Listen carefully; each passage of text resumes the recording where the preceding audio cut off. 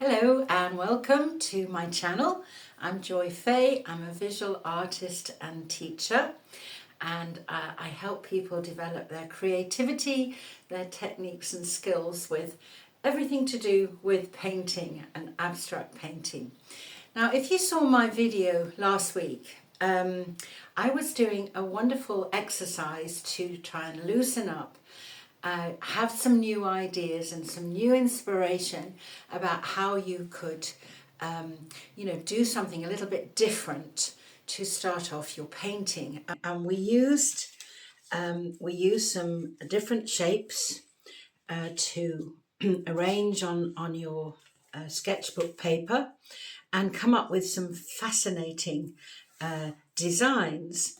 So, as the few days have gone past, I thought, wouldn't it be interesting to see what other paintings I could have a look at that are very much based on shapes.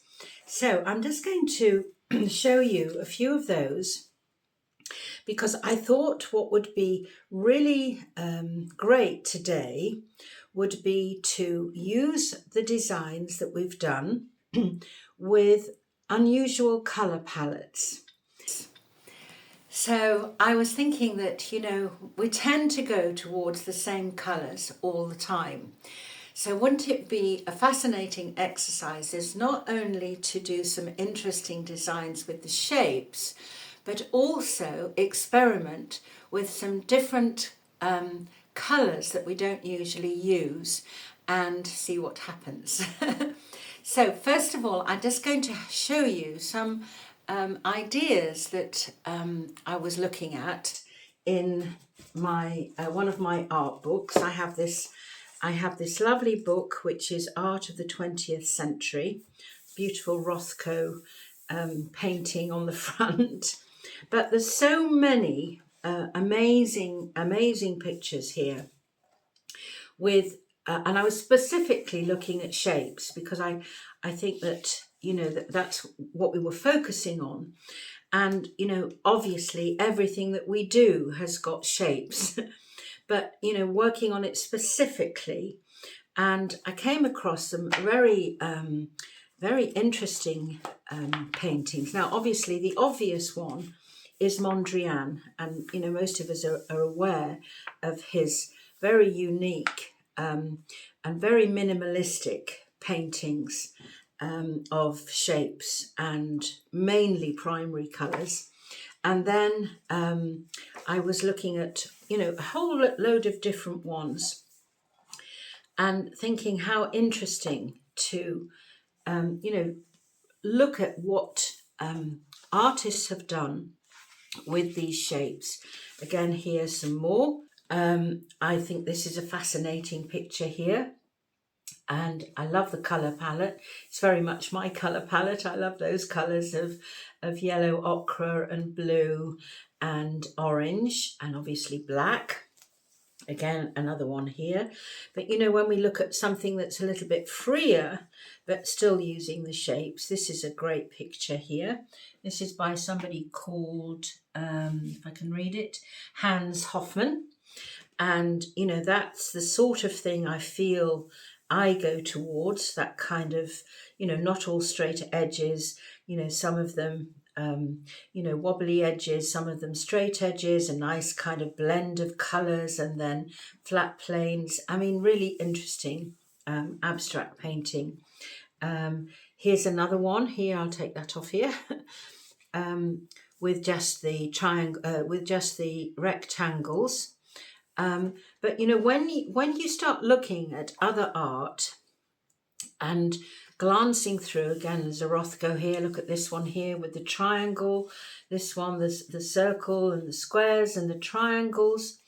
It validates what we're doing. One of the problems that so many students tend to have is to feel that they're not good enough and they're not doing the right thing. And I want to really encourage you to get over that thought, because everything that we do is validated.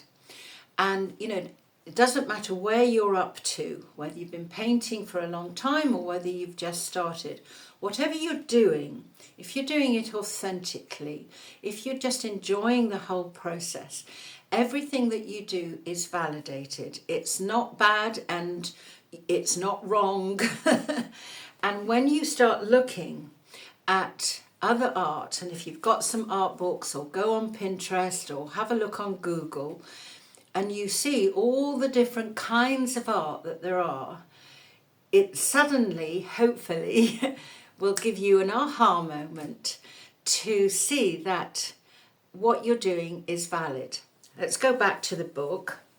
If I'm glancing through here, you know, look at this very simple, just blue and white painting. This one is just blue with, you know, some stones that have got some shadows of black. When we kind of look at all this kind of work, it validates what we're doing. You know, there's some really amazing, technical, realistic kind of paintings. And then there's some crazy paintings. And when we look at crazy, you know, some people might say, well, you know, what on earth is that all about? But it's an expression. We get a feeling. It's the feeling that we put into our painting and the feeling that we see in other people's painting that make all the difference. And I really want you to encourage you to focus on how you're feeling when you're painting. In my course, the Ultimate Art Connection, a 4-week immersive course, I really do a deep dive into finding that connection between how we're feeling and what we're painting, because that gives us the satisfaction and it gives us a relationship with the painting, but it also resonates with other people because they pick up, you know, we've all got our certain feelings, and sometimes you can look at a picture and say, yeah, it's just how I feel. And that's what we want to get over with our painting. And it's all a question of experimentation and exploring and curiosity.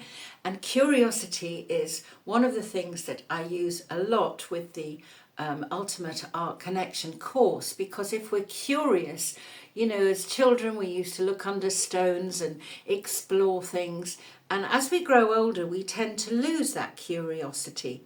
So if we come back to the curiosity and start to do that with our painting, I'm curious to know about this and I'm curious to know about that, it opens up new horizons and new possibilities.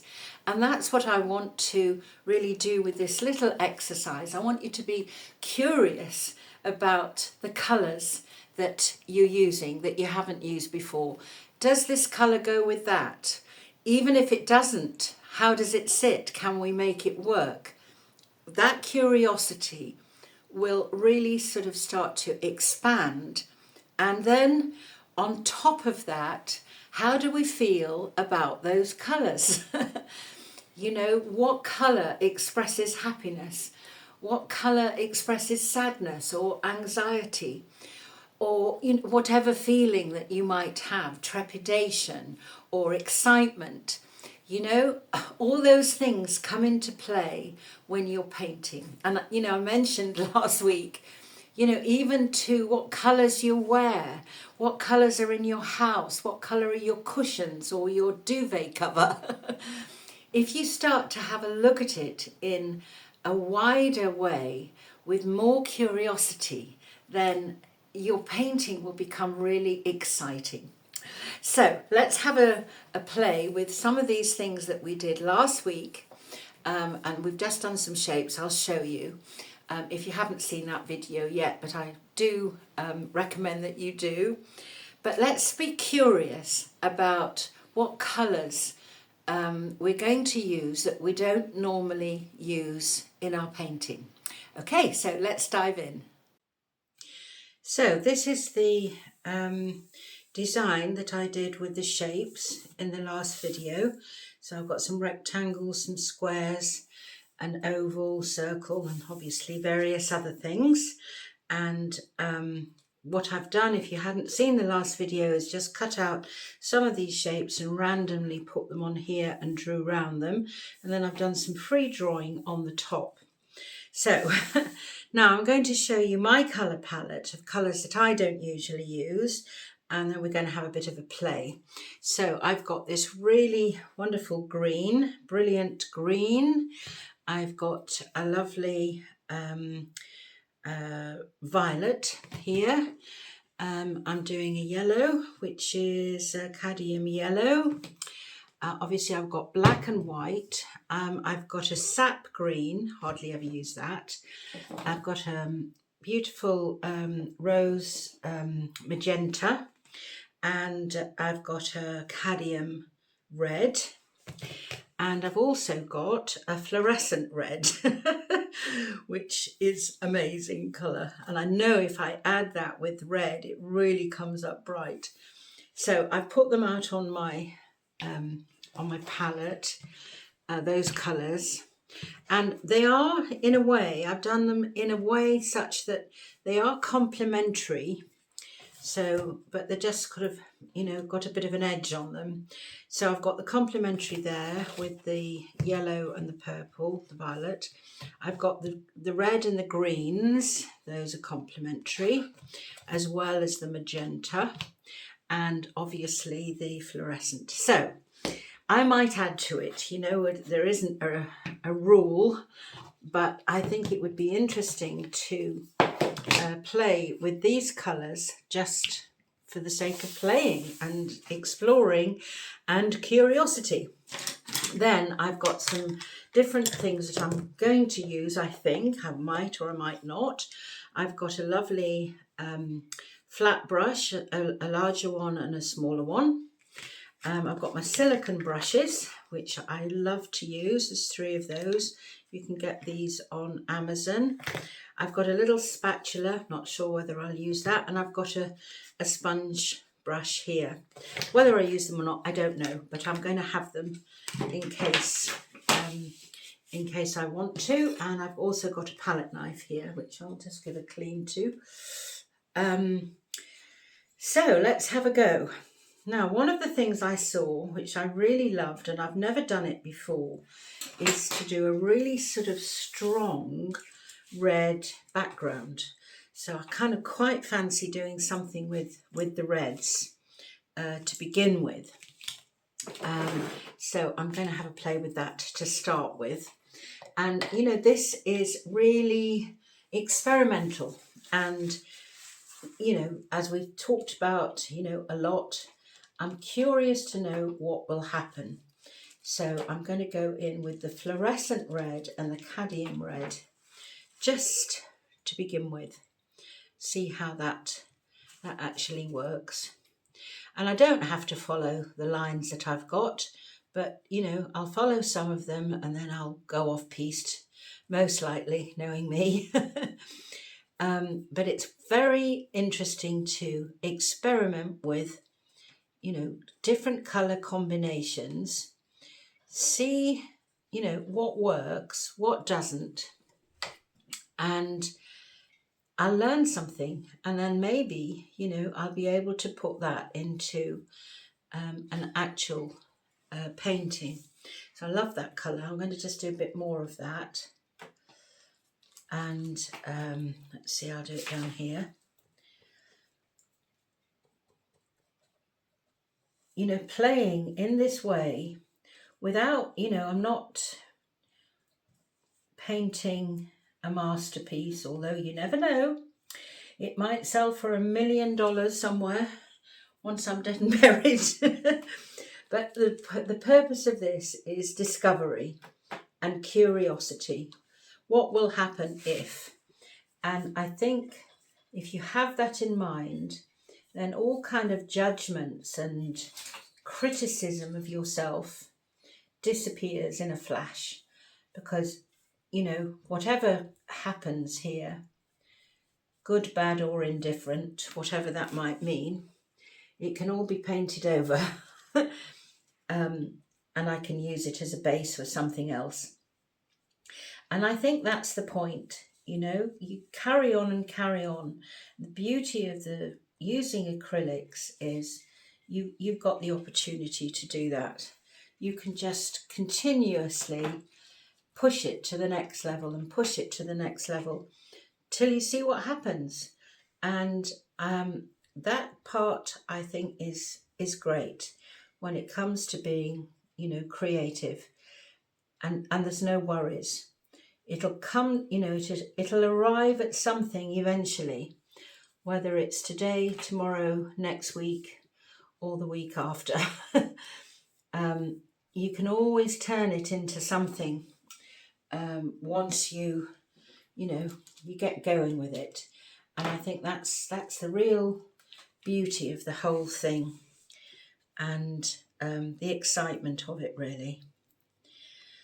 So I'm loving this red. I never use this kind of colour as a background or anything before, so it's very unusual for me, but I'm really enjoying it. It's very bright, isn't it? And I really like how that's, woo, it's bringing it really up. Okay, so I'm going to get rid of the paint. I'm doing this on a bit of kitchen roll. You could do it on some tissue paper, because it can be used for collage and saves wasting paint. And I hate wasting paint. So we've got this wonderful red down with the brush. So let's try something else now and see what else we might do. So I think I'm going to go with my little silicone, and I'm going to go into, now this is going to be quite translucent. This is a sap green, so not going to get as thick a covering because it's translucent, and it will probably need a few coats, but I'm going to put this in here. And what I'm going to do is add a bit of white, I think. Yeah, I like that. And I'm going to take it out of the box. So you can see, you know, whatever. The idea is to keep in mind you're experimenting. And obviously the green is complementary to the red. Now, even though we're doing the play, which is great, we don't want to do 50-50 of any of the complementary colours. We want one colour more dominant than the other. Well, obviously, red is the dominant colour here at the moment. Could change. But when we're working with whatever we're doing, when we're playing, you want to have really a 20-80 to the dominant colour. I mean, it's a rule of thumb. It doesn't always work that way, but it can do, and it normally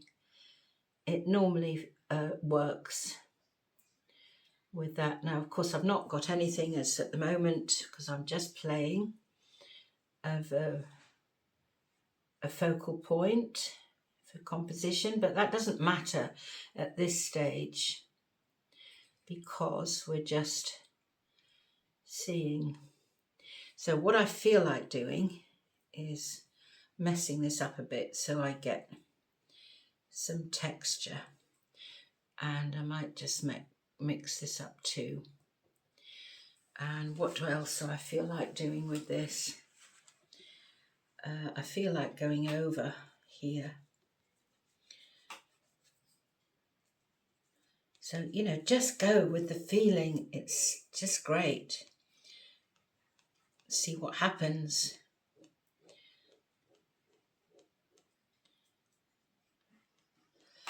And then, let's take that off here. I might go over this with this. Again, get some texture.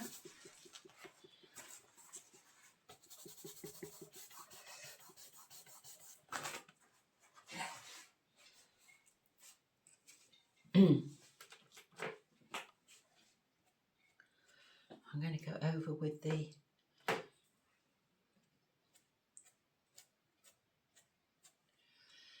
because I'm using this watercolour paper, I've got a nice texture on it anyway. So it's nice, thick paper. I'm fascinated to see what's going to happen.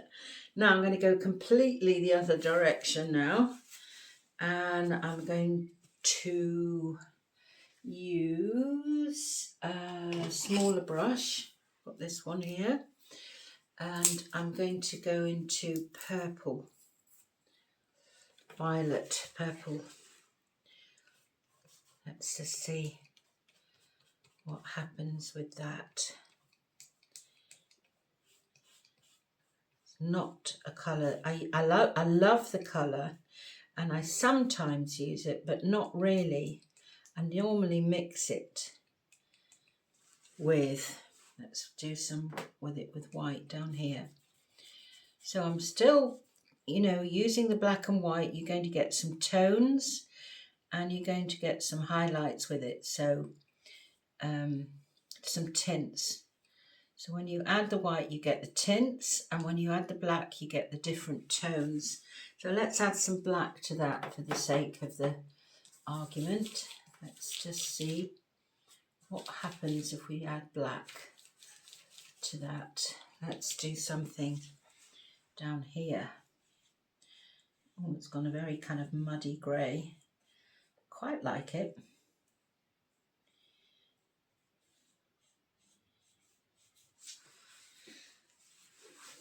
It softens, you know, it's less in your face when you tone it down a bit. And I'm going to add some white to that. So you can play forever and ever, seeing what will happen if, and, you know, instead of doing your colour charts, do them in paintings, because, you know, you learn so much. And that's gone really grey. So that's white, violet and black together, which is really a rather nice grey. I like it. But you see how it tones down the red. Let's put that up here. Maybe not the right colour here, but we'll put it there anyway. And see. Let's do something. Let's do something here with this. I don't like that.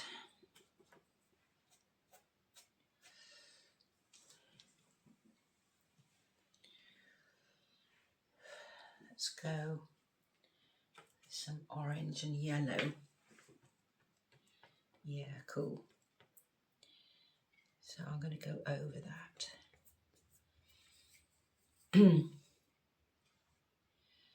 So no matter what,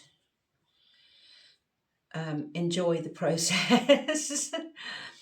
Now, the next question, which is something that, you know, I think is really important to be asking yourself as you're painting. Ask yourself the questions. How does it make me feel? Am I getting a good feeling from it? Am I getting, is it congruent? How does it feel to you? And, you know, when you have that, I'm messing it up now. I love doing this because that's when magic starts, or not. When you start asking yourself the questions and you listen, what comes up? You're putting in a Google search into your mind, and how does it make me feel? I feel kind of excited at the moment about this. I feel as if it's got possibilities, and I really don't like that. So I'm going to take that off, mixed with the purple, so it's gone very grey. So I'm going to take that out, and dry it off, and I can go over it. Don't like that. So I'm going to go over it with some white. So if you want to get a really cool, a really intense colour, and you've got a dark colour underneath, you can go over it in white and then paint over the white, and it will come back bright again. So I'm just doing that in white, and then I can go back with it with yellow. So let's use what's the white on there with the yellow and use it somewhere else. I'm going to put it up here. So I'm just going to speed this up a bit because obviously it took me some time, and this video is already, going quite a while. But if you're still with me and you're enjoying this whole process, perhaps you'd like to subscribe so you can get lots more of these kind of tutorials, and that would be fantastic. I'd really appreciate it. And if you've got any comments or questions, do leave them in the comments below. I always answer your questions and your different thoughts that you have. It's always great to read them. So you can see now what I'm doing here is just doing some extra contrast with the black, and it starts to give a different dimension to the painting. It always changes as it goes. But this is for playing, it's for seeing what I can do with the colours. How many different kind of tones and tints I can get from the different combinations. And I'm loving to do this painting with these different colours, which I very, very rarely use. So it's kind of a fun exercise, for me, and I'm sure you'd enjoy doing it yourself, and having a go at it. And I love doing all these kind of experiments, and that's what I do in my abstract mini course, which is a free course, to give you some new ideas of different things that you can, you can try and experiment with and discover. It's always this process of curiosity and discovery. And it makes our whole process of painting exciting and interesting. And if we don't have, if we don't have an agenda, if we're just working from our creativity and our intuition, things unfold and happen. And not all the time do they work, but I never kind of think about it like that. I always think about it as like a process. It's ongoing. It's literally a journey, and to see what will happen, and inevitably something does. I'm just sort of making some lovely kind of loose marks over the top in black, sort of frees the painting up a little bit and gives it a different feel again. The greens, because they're so translucent, are quite challenging to use in the way that I'm using them. So I have a few different coats, and I want to have some differences with the two colour greens, and also the size of the shapes. And again, looking for differences also makes the painting very interesting. You don't want all the shapes the same size. You want to sort of change them up. So that unfolds as it goes. If you keep that in mind, the tendency is to make all the shapes the similar size. So when you see that happening, you can do something else with it, which is what I actually do with this, as it's coming together. And it's very colourful and bright, and got lots of energy in it. So, as an experiment, I'm kind of pleased with how it's going. Interesting to me, working in this way. Putting some marks down. You can do anything that you want, whatever comes into your mind to do, go with it. And you find that you have, different themes that you come up with, and maybe different themes that you're familiar with that you do. And notice those, because that is part of your own style of painting. So, make a note of what you really enjoy doing and what happens when you do that part of it that you really enjoy. And also make a note of the things that you really don't enjoy, because that's as important. But with this kind of painting, the experiment of it, using the different colours that you wouldn't normally use, gives you, some different ideas. So, really go with it, just play with it and see what happens. And I'm sure that it'll surprise you. It's certainly surprising me doing this. And, I'm quite absorbed with it. I sort of spent, the whole of Sunday afternoon painting this and, doing this video. And I was, suddenly it was like 5 o'clock in the afternoon, and I'd sort of started at about 1 o'clock. I thought, goodness me, where has the time gone? And you just get completely absorbed with it. And, it helps you relax. It helps you, have different perspectives, different thoughts about what you're doing and how you're doing it, and really, really fun. And I don't know, I just love the fact that things happen so unexpectedly, and you couldn't have predicted it. If I was doing a landscape, or a vase of flowers or something like that, I can predict it. And what I love about abstract painting is that it's totally unpredictable. And that gives it that extra interest, when you're painting.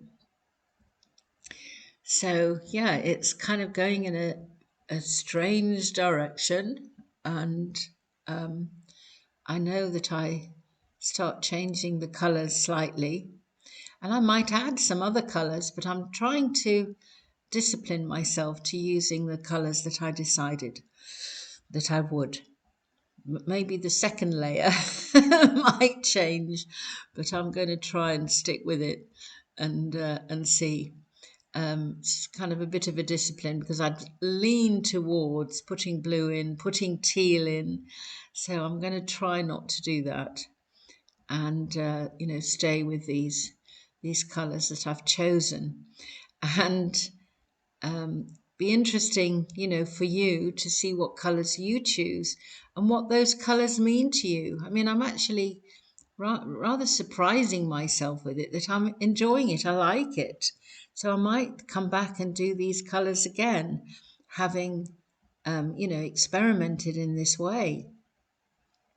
And you will probably find the same. See where it takes you.